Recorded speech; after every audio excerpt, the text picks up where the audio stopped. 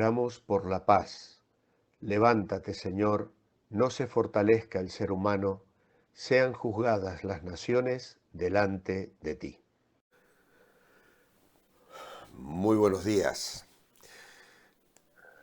Desde el confinamiento por el COVID, que otra vez ha afectado mi salud con síntomas un poco más marcados y viviendo días de confinamiento nuevamente. Pero bueno, agradezco enormemente las oraciones de todos vosotros. Hoy es martes y vamos a ir adelante con la lectura que nos corresponde en esta semana número 18, mientras meditamos en el capítulo titulado La esencia del Evangelio, ese mensaje incomparable que Germán nos presentaba el domingo y que ayer también describíamos en relación a la propiciación, cómo Dios ha provisto un medio para aplacar su ira, para castigar el pecado y para abrir un camino en una relación íntima y personal con cada uno de nosotros. En esta mañana nuestra primera lectura se encuentra en el capítulo 1 de la primera epístola de Pedro, versículo 6. Dice así la palabra de Dios, versículo 16. Porque escrito está: sed santos, porque yo soy santo. Nuestra siguiente lectura está en Hebreos capítulo 10 y el versículo 30. Pues conocemos al que dijo: mía es la venganza, yo daré el pago, dice el Señor. Y otra vez el Señor juzgará a su pueblo. También tenemos una lectura en Gálatas capítulo 3 y el versículo 13. Cristo nos redimió de la maldición de la ley y se hizo maldición por nosotros, pues está escrito: maldito todo el que es colgado de un madero. Y nos queda una última lectura en la segunda epístola de Pablo a los Corintios, capítulo 5, y el versículo 14, porque el amor de Cristo nos apremia, al pensar que si uno murió por todos, entonces todos murieron. Y luego el versículo 18 a 21. Y todo esto proviene de Dios, quien nos reconcilió consigo mismo por medio de Cristo y nos dio el ministerio de la reconciliación, porque ciertamente Dios estaba en Cristo reconciliando consigo al mundo sin tomarles en cuenta sus pecados, y a nosotros nos encargó la palabra de la reconciliación. Así que somos embajadores en nombre de Cristo, y como si Dios rogase por medio de nosotros, os rogamos en nombre de Cristo, reconciliados con Dios. Al que no conoció pecado, por nosotros lo hizo pecado, para que nosotros seamos hechos justicia de Dios en él. La ira de Dios. ¿Qué viene a ser esa ira de Dios que fue propiciada en el Calvario? No es el furor caprichoso, arbitrario, malhumorado y consentido que los paganos le atribuyen a sus dioses. No es el furor pecaminoso, resentido, malicioso e infantil que a veces encontramos entre los hombres y que experimentamos cualquiera de nosotros. Es una función de esa santidad que expresa en las demandas de la ley moral de Dios, como hemos leído en 1 de Pedro 1:16, sed santos, y de esa justicia que se expresa en actos divinos de juicio y recompensa, como hemos leído en Hebreos 10:30, mía es la venganza, yo daré el pago. La ira de Dios es la santa revulsión del ser de Dios contra aquello que es la contradicción de su santidad. Da como resultado una positiva exteriorización del desagrado divino, y esta es una ira justa. La reacción correcta de la perfección moral en el Creador hacia la imperfección moral en la criatura. Lejos de ser moralmente dudosa, La manifestación de la ira de Dios es clara al castigar el pecado. Lo que sería en realidad dudoso es que Él no mostrase su ira de este modo.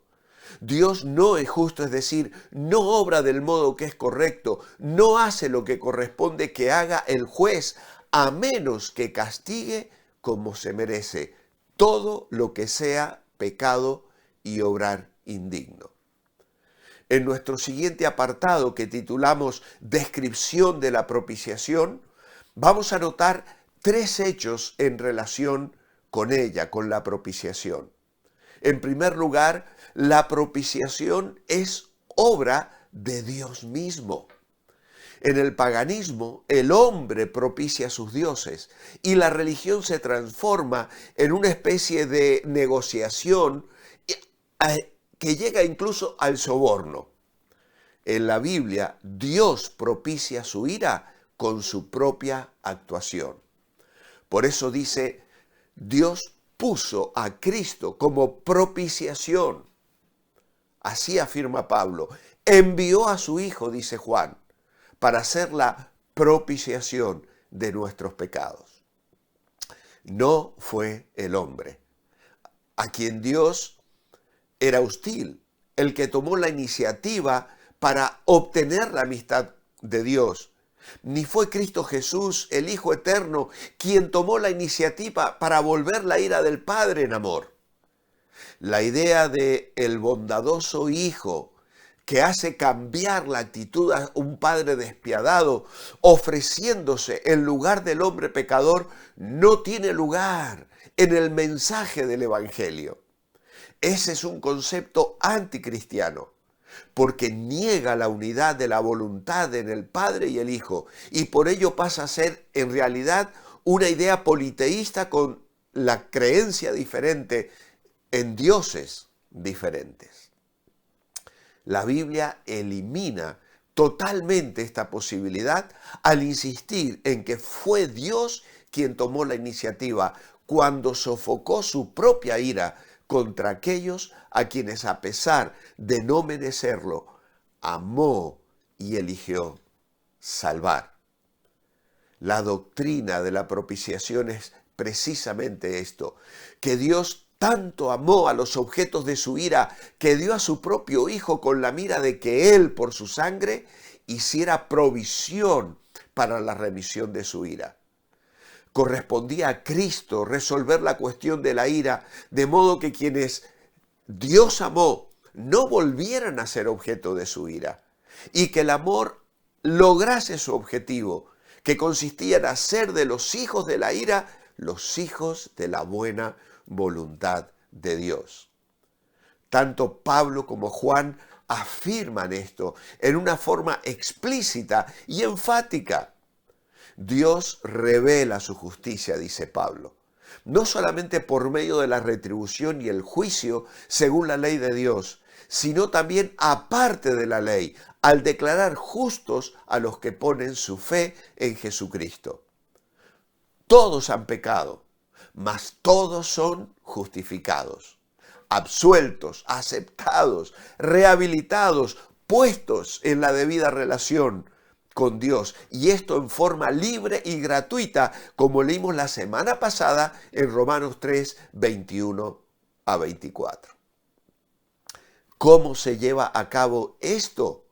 Pues la respuesta sencilla es por gracia, es decir, misericordia por oposición a mérito, amor para con los que no aman, ni podría decirse son dignos de ser amados. ¿En qué forma obra la gracia? Pues mediante la redención. Y redención implica liberación por rescate. Es decir, mediante la redención que es en Cristo Jesús. ¿Cómo es que para quienes depositan su fe en Él, Cristo Jesús es la fuente, el medio y la sustancia de la redención? Porque dice Pablo, Dios lo puso para hacer propiciación. De esa iniciativa divina surgen la realidad y la disponibilidad de la redención. Más tarde dirá Juan, el amor entre hermanos es la semejanza familiar de los hijos de Dios. El que no ama a los cristianos, evidentemente, no forma parte de la familia, por cuanto Dios es amor y Él comunica amor como parte de su naturaleza a todos los que lo conocen. En segundo lugar, el segundo apartado es que la propiciación es producto de la muerte de Jesucristo. La palabra sangre se refiere a la muerte violenta que padecían los animales sacrificados según el pacto antiguo. En Levítico 17:11 se explica por qué. Dice allí, la vida de la carne en la sangre está, y yo la he dado para hacer expiación sobre el altar por vuestras almas, y la misma sangre hará expiación. Cuando Pablo nos dice que Dios puso a Jesús para hacer la propiciación por su sangre, lo que quiere decir es que lo que apagó la ira de Dios y con ello nos redimió de la muerte no fue la vida de Jesús, ni las enseñanzas de Jesús, ni su santidad, ni su fidelidad al Padre. Lo que nos redimió fue el derramamiento de su sangre al morir. Con los otros escritores del Nuevo Testamento, Pablo señala la muerte de Jesús como el acto expiatorio y explica la expiación en términos de sustitución representativa, en la que el inocente toma el lugar del culpable, en el nombre del culpable y por su bien, bajo el hacha del castigo judicial de Dios. Y esto lo ilustramos como hemos leído recién en Gálatas 3:13, donde se afirma que Cristo fue hecho maldición por nosotros. Luego, en 2 Corintios 5, 14, 21, hemos leído que fue sacrificado por los pecadores, sufriendo la pena de muerte en su lugar. Esto es sustitución representativa. El sistema de sacrificios instituido por Dios en el Antiguo Testamento, el animal perfecto que era sacrificado era simbólicamente un representante del pecador, el cual ponía su mano sobre la cabeza del animal, identificándolo así consigo mismo. Y luego el animal era muerto como sustituto del oferente, y la sangre rociada delante del Señor y aplicada a cada uno de los altares o a los dos en el santuario era una señal de que se había cumplido la expiación, conjurando la ira y restaurando la comunión. En el día de la expiación se utilizaban 2 machos cabríos. Uno era muerto como sacrificio por el pecado y el otro, luego que el sacerdote hubiera puesto sus manos sobre su cabeza y colocado simbólicamente los pecados de Israel sobre él mediante la confesión, era enviado al desierto para que llevara sobre sí todas las iniquidades de ellos a tierras inhabitadas. Levítico 16, 21, que os tocaba leer en el día de ayer. Este doble ritual enseñaba una sola lección, que mediante el sacrificio de un sustituto representativo se conjura la ira de Dios y se trasladan los pecados a un lugar fuera de la vista, de modo que no vuelvan a perturbar la relación que cualquier persona salva puede experimentar con Dios. El segundo macho cabrío, la víctima propiciatoria, ilustra lo que según ese tipo se lograba mediante la muerte del primer macho cabrío. Dichos rituales constituyen el trasfondo inmediato de la enseñanza de Pablo sobre la propiciación. Es el cumplimiento del sistema de sacrificios del Antiguo Testamento lo que proclama Pablo. Se trasladan los pecados a un lugar fuera de la vista, de modo que no vuelvan a perturbar la relación con Dios. Mi oración escrita esta mañana es: amado Dios, qué maravillosa es la salvación que nos has dado en Cristo. Abre nuestros ojos para comprender, valorar y agradecer lo que has hecho para nosotros. Amén y amén. Que el Señor os bendiga. Mañana miércoles, si el Señor lo permite, continuamos con la esencia del Evangelio. Mientras tanto, manteneos bendecibles.